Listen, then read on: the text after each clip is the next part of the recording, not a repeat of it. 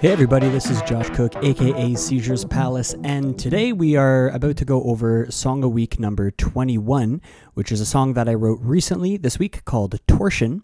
And unfortunately, while I was writing it, it was very late at night, and I didn't want to do the Song a Week walkthrough at that point, as I didn't want to disturb neighbors, and it was... Sometimes you don't want to have to talk your way through every step. You're just kind of really in the moment. You want to write the song. So this all came about as part of me buying the Music Production Bundle 2 by Isotope, which is on sale for just a couple more days, where you get Ozone Advanced 7, or Ozone 7 Advanced. I don't know how they say that. And then you also get a bunch of other products with it. So things like Neutron Advanced, Trash 2, which is kind of the foundation of how this drop was made. A bunch of others too, so feel free to check that out.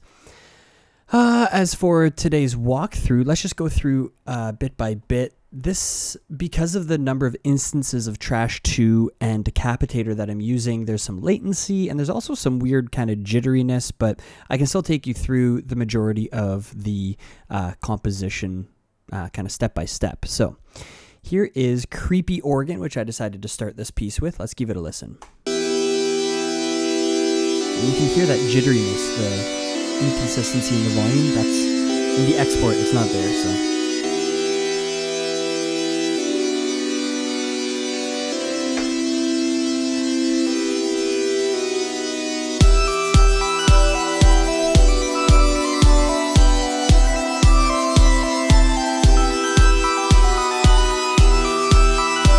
That's what we're looking at there.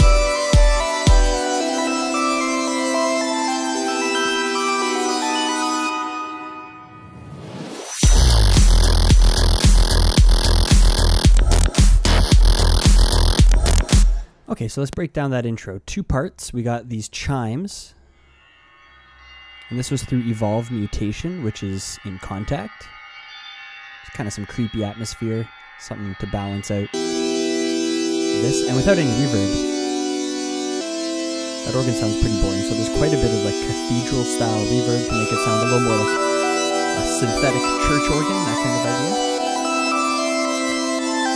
And that's literally it outside of a kick. Oh, and also I think I've already mentioned this, but kick 2 recently, so I designed my own kick, and I even got into the idea of, oh, it wasn't on this song. I was going to say I brought in my own click. That's on a different track. So I'm using clicks 1, 4, and live 10. You can see that it's tuned down to an E, kind of similar to an EDM style kick. If I swing this node here, left and right, it actually opens up the click. So listen to this. Hold on. Solo that. Here's more chunky the click. And now there's almost none. So open up a little bit of click on top of the fact that there are clicks and stuff going on over there as well. So opened up the click and yeah. A little bit of distortion, tube distortion, a little bit of EQ, took out some of the extreme high end from all the clicks, and a little bit of muddiness around 180 hertz, I think.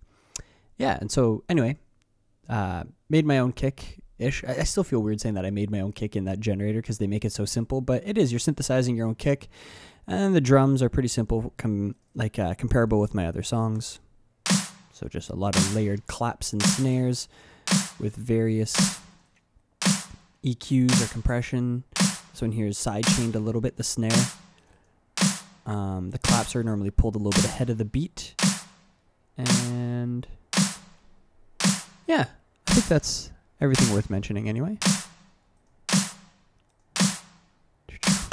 To the drums there. And yeah, these are all running in through a drum bus. Sorry if I seem a little distracted. I can't actually, realizing now I'm not hearing much through these headphones, so I hope that it's all recording properly.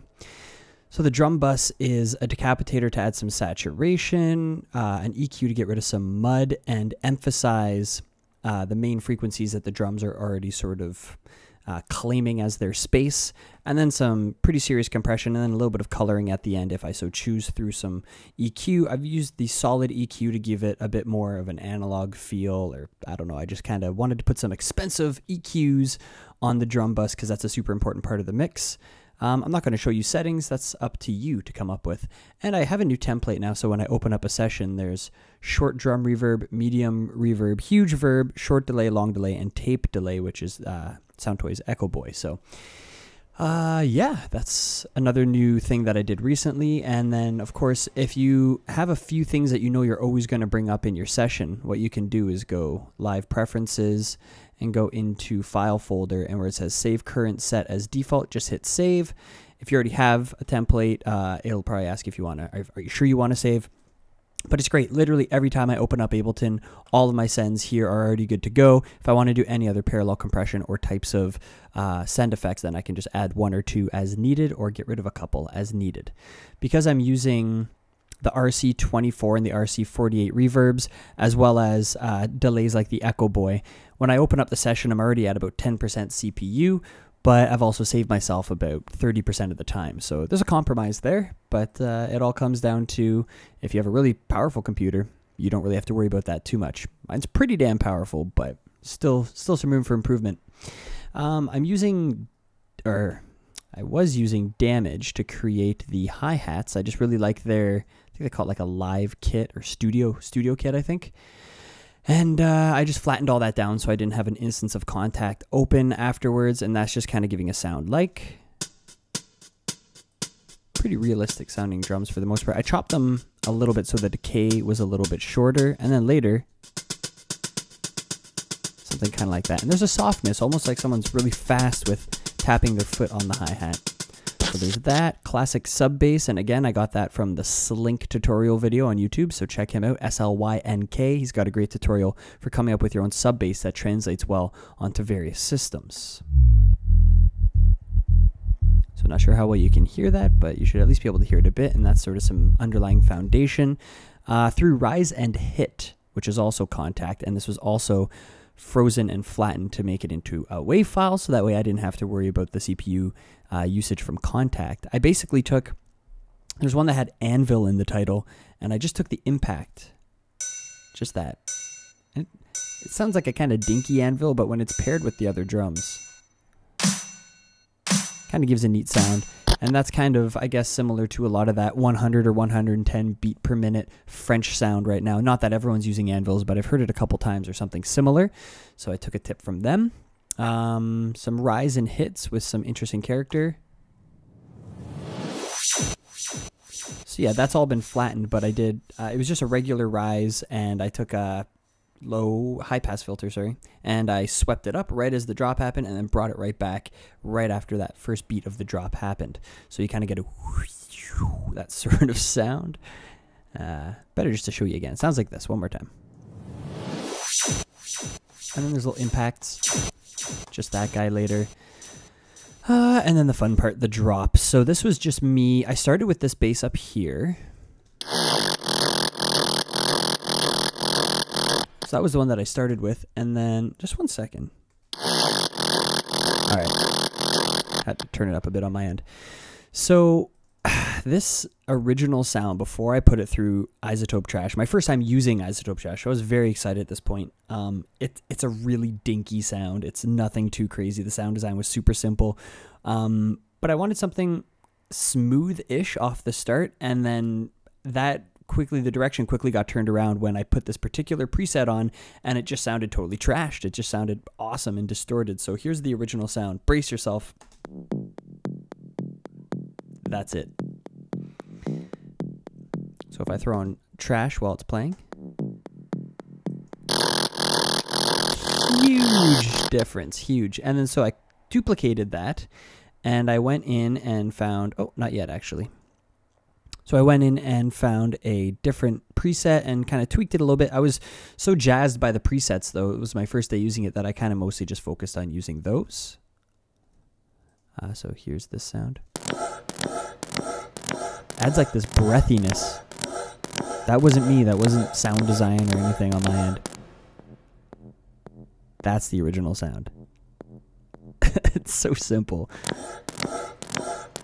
So a lot of my sound design on synths does come from distortion and saturation manipulation, and then little tiny tweaks on the actual synthesis end can make huge drastic changes from the way that those units are picking up overtones and harmonics and that kind of stuff. So I prefer to take my sound design more towards the direction of that sort of effect-based sound design, while still exploring how to come up with classic sounds, whether they're UK sounding basses or whatever else, and then playing around with it from there.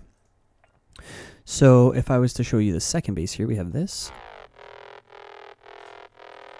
And that's just a really simple bass that I was hoping to kind of add a little bit more information around this area, which is kind of like your 400 to 1K zone. And a lot of the pros have a lot of really big spikes happening around there, so lots of harmonic content. So I was trying to pair that up. And there's also this guy. And again, before trash. Big difference. And then, oh, this one buzzes whenever it's not muted, unfortunately, but that's that sound. I love that little thing at the end, by the way. That little, so that actually gets used before one of the drops. Come on now. I think it's here. No, here? Yeah. So that was just a sound that came from, as a result of the distortion unit no longer having a signal going through it. It kind of had this little digital click that I kind of liked. And that's just about everything. The song that I used as a reference, which you can't see right now, was Sustainer by Savant. Listen to that song if you want to hear just one synthesizer sound, or seemingly one synthesizer sound, just really beefy. Check that song out. It's got a great drop, and I oftentimes use it as a reference track when I'm going for not necessarily complextro, but an electro bass that's really up in the front of the mix. And that actually ended up getting me to kind of thin my mix out a little bit, especially in the muddier sort of areas, so to speak. So I have way more drastic EQ than I would normally put on my mastering. I actually swept out a little bit around 3K, which is normally where I would do a little bit of a boost to add presence and bring things forward. There was already plenty of information happening around there. I found that 6K kind of brightened things up a little bit, took out quite a bit of mud. Normally I don't go more than like a decibel or maybe 2 tops if I'm mastering. -4 though still put me in a pretty good, well, zone. Can I undo that? Hopefully. Anyway, I just won't save. But anyway, that was somewhere around here. So yeah, I ended up using a little bit of compression on the low end of multi-band dynamics. I accidentally hit this learn button and it readjusted all the frequency split points, and to my advantage, it sounded better afterwards, so I just left it. There is an exciter. There's so much excitement happening up on the top end. Again, normally I don't go above here, so this song was kind of extremely mastered. My goal is down the line to pare that down considerably more, but yeah, it's for the most part, if it sounds good, I'm happy, right? So it's sounding all right. Not too much spreading. I'm trying to be really reserved with how I spread things. A maximizer on IRC4 to give it more of that digital sort of loud EDM sound. And I'm not even getting close to the peaks. The peaks are down here just to give it a bit more RMS volume before the vintage limiter. And notice I'm not using any regular compressor. I just found that this formula gave me a pretty a sound that I was happy with anyway. So it's on modern, bit of character involved, and you can see the threshold is quite low. If I get playing from the drop,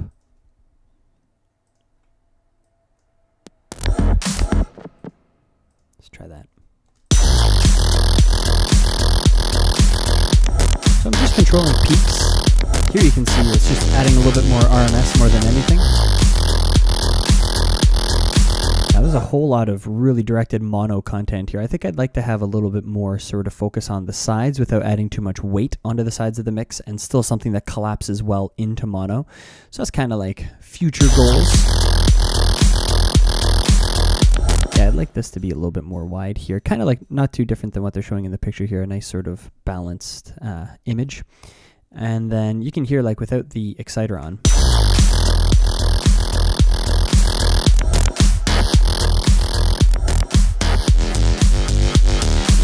Adding some crispness that I think the main synth benefited from. And past that, I got into Isotope Insight just to open it up and check it out. I haven't, oh yeah, how do you, had a preset open from before. I'm actually not really using it too thoroughly on this song. I could even delete it, but that's apparently supposed to pair with Ozone really well in that you get way more visuals of what's going on with your mastering and a lot of other different types of units like LUFS and so on and so forth. So I'm going to wrap up this tutorial video today just at around the 15-minute mark. Hopefully you guys got something out of this. If anything, just realize that quite a bit of distortion, even on a simple sound, can go a long way. Scroll through presets, and if you're really close to a sound that you're going for, then adjust it from there and get it to where you need it to be. There's no shame in using presets, as far as I'm concerned. Like, think about people in rock bands. They would always use the same few sounds available to them on distortion pedals, let's say, if there was notches to be able to determine different sounds. And you can customize a little bit, but there's this whole craze of every song has to have like a different sound, and it's like this ADD sort of generation of get away from a sound you've used in the past. But as far as I'm concerned, if Van Halen did that, or if someone else who had an iconic sound did that, then they wouldn't be that person with that iconic sound. So pick a few sounds that totally suit your style and that you really know how to mix and EQ and work with, and then every song, maybe take one out, add a new sound, only use one of the sounds and choose a bunch of other new ones. But I find that in terms of sound design, that'll help stylistically ground you a bit. In these song of weeks, I kind of avoid that a bit because I'm doing all these different types of styles, but I still do come back to a lot of the same tricks that I prefer. So just keep experimenting till you find out what tricks you like, and try to limit yourself to 3 to 5 sounds that you know you're always going to kind of want to put in your songs. And then again, from there, take some out, add some new ones, or do whatever. But that's just some general advice on the side. I'm going to end it there. One more time, my name is Josh Cook, aka Seizures Palace. Don't forget to like, comment, subscribe, and I will see you next week.